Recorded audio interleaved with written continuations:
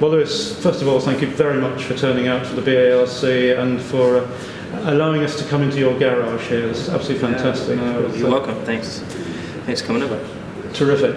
In the audience tonight, we've got a lot of people who are aspirational, and to them, you're a role model. So I'd like, if I may, to take you back to some of your early days when you were known as the king of karting. Mm-hmm. And one of the reasons for that is that the British Schools Karting Championship is something that we promote. And this year, Debden Park High School in Essex have won this championship. Mm-hmm. And I wondered if you could just say a few words to encourage them, because they're right on the start of the ladder to the top. What karting meant to you? Is that an actual school? It is an actual school. And Mr. Tongate is their teacher, who has... That's pretty cool. You know, when I was at school, they didn't take us go-karting. Really? There was a couple of friends that I had from karting who were at schools that took them karting on weekends or whatever it was. So, but I know, I think, you know, karting is really... Well, they're doing what they do, but, you know, karting is where I started. Karting is really... The manoeuvres you see through my Formula 1 career, they all came from, I learned that all in karting. That's really where you learn the foundations of your driving skills and techniques, and the will-to-will racing. You get there, you don't really get as much of as you get higher up in the ranks. It gets harder and harder. So I'll just say, enjoy it. You know, karting was the best days of my career. Even though I'm in Formula 1 now, which I do love, karting was great fun, because, you know, it was me and my family in the back of the trailer, and they're days that I'll never forget. So I'll just say to enjoy it, you know, race hard, play hard, and you know, just utilize every opportunity you get out in the car. Fantastic. You then moved on into Formula Renault in 2003, and at the start it was a bit strange to you, but then you went on and won, 10 races out of a 15 race season. So why was it difficult at the start? What was the transition between karting and Formula Renault? What was the thing there? Was that how many races I won? I don't remember that part.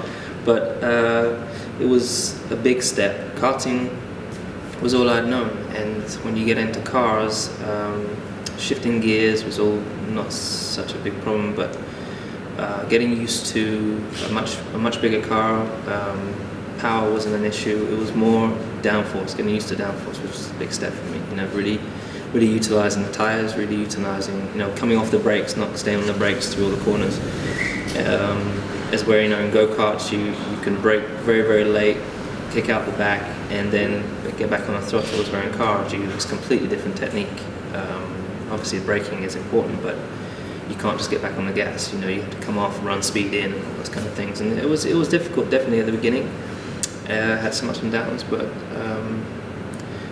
I think really a real learning experience there was just, again, there was another phase in my life where there was a moment I got home from testing, I think it was Snetterton, sitting with my dad in the car, and my dad was like, you know, maybe we just need to stop, maybe you just don't have it, maybe you're not going to be good at it. And I remember the next day I got up really early and went training, and I just kept pushing, so I never gave up, you know, and that's really a defining moment, and one of the defining moments in my whole life. Fabulous. Thank you for that. You then moved on to Formula 3, and a crucial race there, which you know, sticks in everybody's mind, is the Bahrain Super Prix in 2004, where you started 11th. You come from Macau, where you had some difficulties, and you finished first. That's the most important. I started 21st. 21st? Oh, yeah. Wow, I take it back. It's like there was a pre-final and a final for some reason, I don't know why, but then I started the final eventually at 11th. And that got the phone ringing for Formula 1, didn't it? It didn't, no. I'd already had a contract with McLaren. And the following year I wanted to do GP2. GP2 was just about to start the following year. And I had a pretty shocking year in Formula 3, and I wanted to move. You know, I was excited to get to Formula 1. I wanted to be there as quick as possible.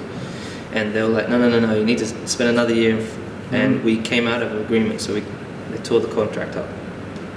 And so I went into those last two races. I found my own sponsorship, and I went into that Bahrain race. And after that Bahrain race, I got a call to re-sign.